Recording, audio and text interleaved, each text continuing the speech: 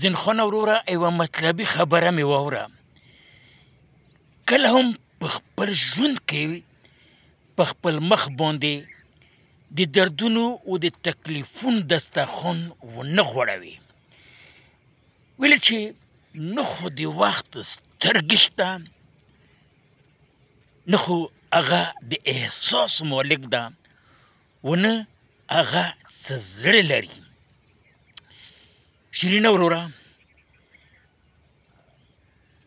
یوه سړي له خو دا اندازه نه لګي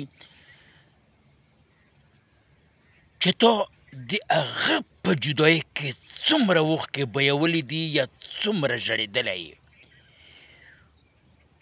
خو ژوندي سړي له به تر مرګه پورې دا یاد وي چې د تا د لاسه هغه په خپل ژوند کې څومره ژړېدلی ده او څومره یې اوښکې بهیولې دي.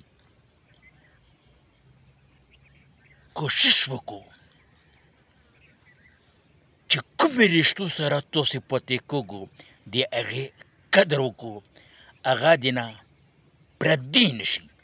د خپل ځان خیال ساتو. ډېره مهرباني، خوشحال اوسو.